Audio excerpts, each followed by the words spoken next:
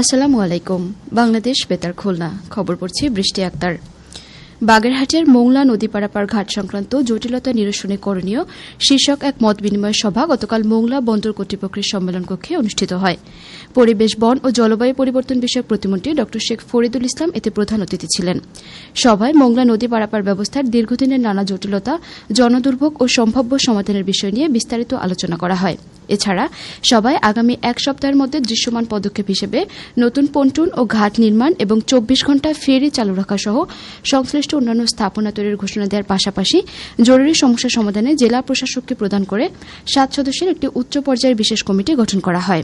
জেলা প্রশাসক গোলাম মোহাম্মদ বাতিনের সভাপতিত্বে খুলনা বিভাগীয় কমিশনার মোহাম্মদ আবদুল্লাহ হারুন, মোংলা বন্দর কর্তৃপক্ষের ভারপ্রাপ্ত চেয়ারম্যান কমডোর মোহাম্মদ শফিকুল ইসলাম সরকার, সহকারী attorney general Mohammad Moniruzzaman, BIWTA এর নির্বাহী প্রকৌশলী রিধি রুবাইয়াত, পানি উন্নয়ন বোর্ডের নির্বাহী প্রকৌশলী জয়ন্ত পাল, সড়ক ও জনপথ বিভাগের নির্বাহী প্রকৌশলী আশরাফুল ইসলাম, উপবিভাগীয় প্রকৌশলী মোহাম্মদ তানভীর আলম সহ মোংলা বন্দর ইপিজেড কর্তৃপক্ষের কর্মকর্তা, মোংলা পোর্ট পৌরসভার প্রশাসন ও পুলিশ প্রশাসনের ঊর্ধ্বতন কর্মকর্তা সহ উপজেলা বিএনপি নেতৃবৃন্দ এ সময় উপস্থিত ছিলেন। বিএনপির কেন্দ্রীয় তথ্য বিষয়ক সম্পাদক ও সংসদ সদস্য আজিজুল বারী হেলাল বলেছেন, বিএনপি সবসময় দেশের মানুষের ভোটাধিকার, গণতন্ত্র ও মানবিক মূল্যবোধ প্রতিষ্ঠার রাজনীতি করে। দেশের উন্নয়ন শুধু বড় বড় প্রকল্প বাস্তবায়নের মধ্যে সীমাবদ্ধ নয়। প্রকৃত উন্নয়ন তখনই হবে যখন গ্রামের কৃষক, শ্রমিক, শিক্ষক, শিক্ষার্থী ও সাধারণ মানুষ উন্নয়নের সুফল ভোগ করতে পারবে। তিনি গতকাল খুলনার তেরোখাদা উপজেলার অভ্যন্তরীণ বোরো ধান ও চাল সংগ্রহ কার্যক্রমের উদ্বোধন, দুর্যোগ ব্যবস্থাপনা ও ত্রাণ মন্ত্রণালয়ের বরাদ্দকৃত অর্থ বছরের আওতায় প্রাকৃতিক দুর্যোগে ক্ষতিগ্রস্ত দুস্থ ও অসহায় পরিবারের মাঝে ঢেউটিন ও নগদ অর্থ বিতরণ সহ বিভিন্ন উন্নয়নমূলক কর্মসূচিতে প্রধান অতিথির বক্তৃতায় একথা বলেন। বাংলাদেশের অর্থনীতির মূল ভিত্তি কৃষি উল্লেখ করে আজিজুল বারী হেলাল বলেন, কৃষকদের ঘাম ও পরিশ্রমের উপর নির্ভর করে দেশের খাদ্য নিরাপত্তা নিশ্চিত হয়। তাই কৃষকদের ন্যায্য মূল্য নিশ্চিত করা, আধুনিক প্রযুক্তি নির্ভর কৃষি ব্যবস্থা গড়ে তোলা, উন্নত বীজ, সার ও কৃষি উপকরণ সহজলভ্য করা অত্যন্ত জরুরি। তিনি আরও বলেন, বিএনপি সবসময় কৃষক বান্ধব রাজনীতিতে বিশ্বাস করে এবং গ্রামীণ অর্থনীতি শক্তিশালী করতে কাজ করে যাচ্ছে।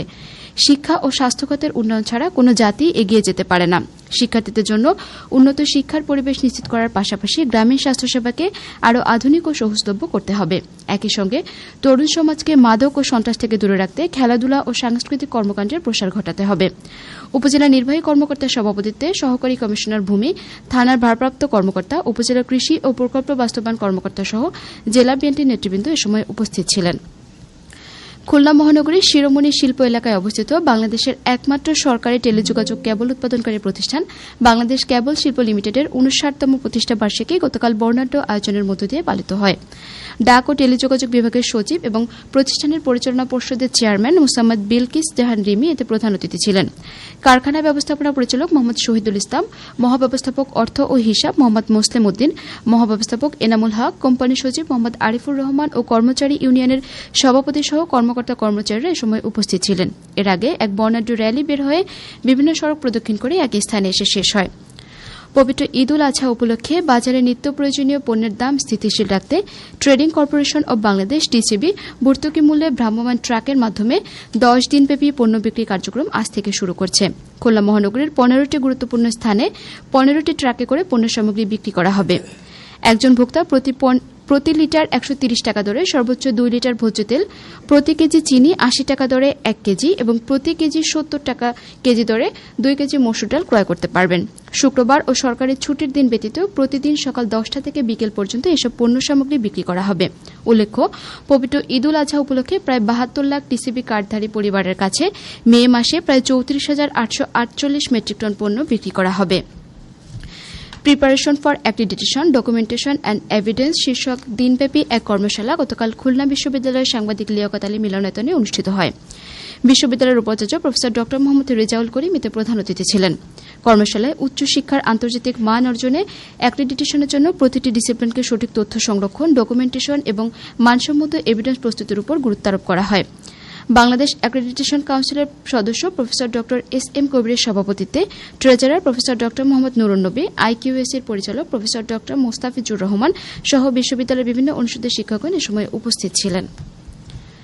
যশোর বিজ্ঞান ও প্রযুক্তি বিশ্ববিদ্যালয়ের জেনেটিক ইঞ্জিনিয়ারিং অ্যান্ড বায়োটেকনোলজি বিভাগের অধ্যাপক ড শেখ মিজানুর রহমান ও তার সহধর্মিণী ফিরোজা পারভিন অসচ্ছল ও মেধাবী শিক্ষার্থীদের উচ্চশিক্ষার জন্য বিশ্ববিদ্যালয়ের শিক্ষা কল্যাণ ট্রাস্টে গতকাল 50 লাখ টাকার অনুদান দিয়েছেন।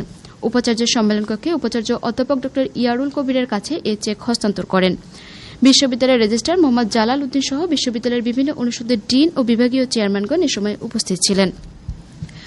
খুলনার ডুমুরিয়া উপজেলার আটলিয়া ইউনিয়ন পরিষদ মিলনায়তনে গতকাল মৎস্যজীবী 185টি পরিবারের মধ্যে মানবিক সহায়তা হিসেবে বিজিএফ এর চাল বিতরণ করা হয়। এ সময় ইউনিয়নের 185টি সুফলভোগী পরিবারের মধ্যে 77 কেজি করে চাল বিতরণ করা হয়।